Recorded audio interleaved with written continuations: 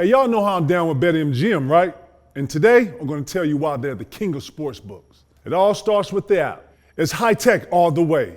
Withdrawals are fast and easy, and they deal with the best parlay offers and boosted odds specials in the business. And because you're KG certified, you'll get a pro football deal when you sign up.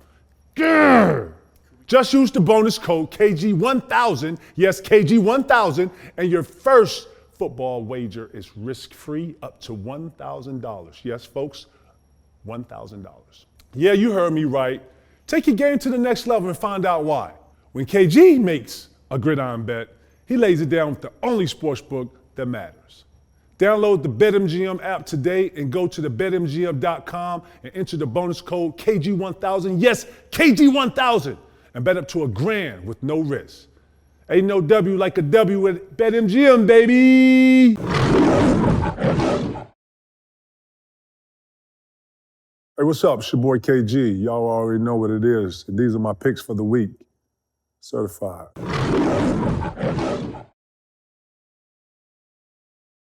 I forgot DA had actually transitioned and went to Utah, but then I started seeing all this player movement and it makes sense. I think the energy in Utah has been stagnant still. I think they've had that team for like 5-6 years. They've had that team for a very long time and haven't done much with it.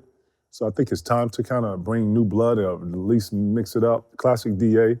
I think he's going to make them not only new and innovative, I think he's just going to bring some new blood and refresh that whole market.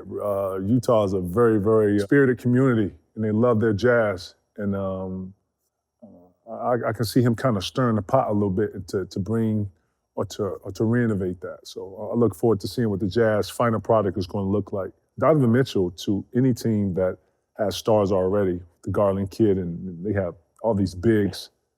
I see Cleveland's been a problem. They have post presence, they have height, they have length. Defensively, I'd love to see how they're going to be, but offensively, they have a superstar they can hit. They have two superstars that can hit big shots, and that being Garland and Spider. I would have liked to see the Sexton piece actually be in this, but he's not. But I just think, this puts Cleveland over the top and makes them one of the contenders. That's about how they can play together and how well they mesh. Cleveland on paper looks very good. I think we need to see them obviously play and see it in real time. And then I can give a better assessment. But on paper, they look unbelievable with all the pieces that they got on there. They're definitely going to be one of the teams in the East to be reckoned with, or I would assume. They did a lot last year with less. Yeah, I'm expecting Spider to go over there and take them over the top. If I was to give Spider any advice, it's that Utah is not Cleveland and vice versa. Cleveland has won before. They've had a championship team. That city is a real sports town. They really love the Cavaliers. Not to say that the Jazz and the fan base there doesn't, but when you've actually won and the city has a championship pedigree, they've had LeBron play there and they've experienced that and they've won and you've been on top of the hill. So, when you come into a franchise like that, they're used to greatness and they know how to embrace, superstars. And I think that this gives Donovan a whole new slate at creating something for himself. I thought he was above average when he played at Utah, and I think that he has another level to him that he can actually go to. The East is not the West. Obviously, he can actually go and I think use his size a little bit in the East. But I think he's going to find out very quickly that the conferences are very different. I look for him to flourish in the East, man. Having the ball more, being able to have pieces around him. Not to say that he didn't have those pieces in Utah. I just think that these are better pieces in Cleveland.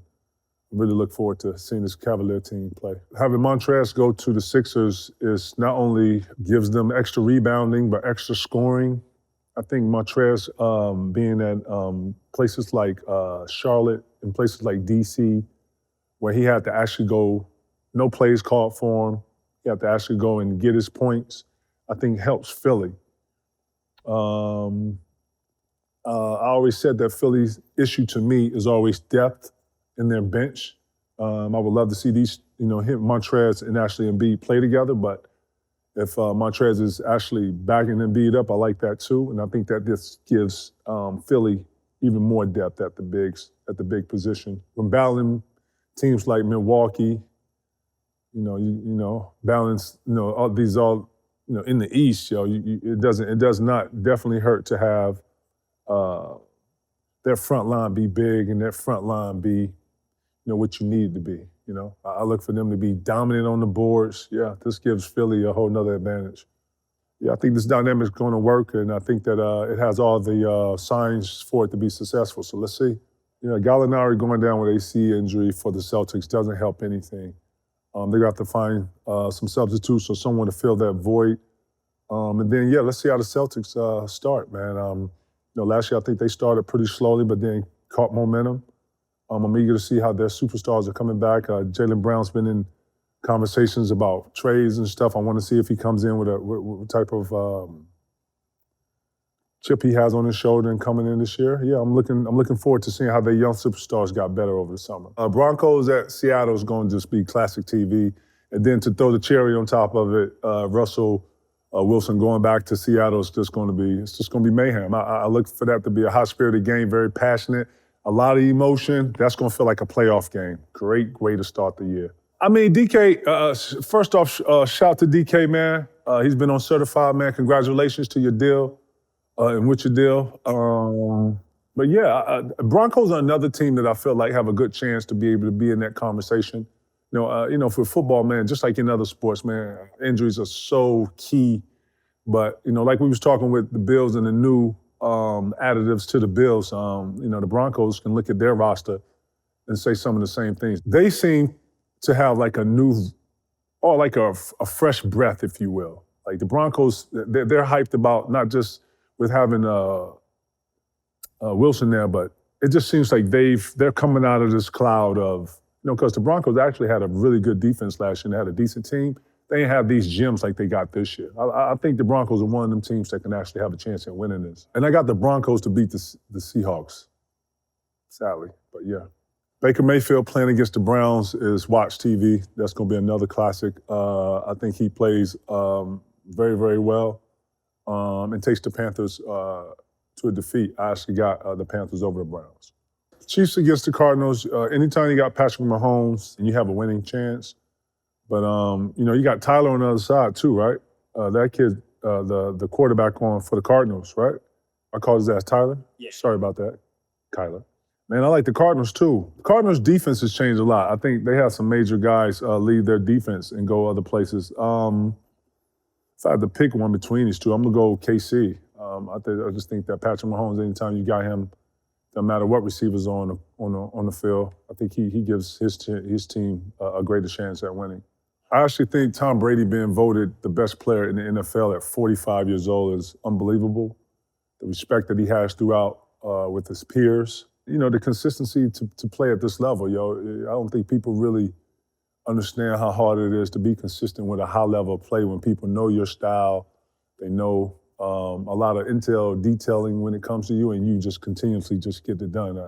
I think people should really understand that. That's not something everybody can do. Another game that I feel like is going to be just watch TV, and the Bucs in Dallas. Like anytime anything is in Dallas on this level with Tom Brady and something like Dallas and the spirited, Dallas fans and the Cowboys fans, this is going to be like a damn near Super Bowl, low key. I got the Bucs beating the Cowboys, but it's Jerry Jonesville, so you never know. Anything can happen at this point. But that's gonna be watch TV, man. It's some really great games in the NFL to kick it off too. I got the Bucs beating the Dallas Cowboys, and those are my BetMGM Week 1 football picks.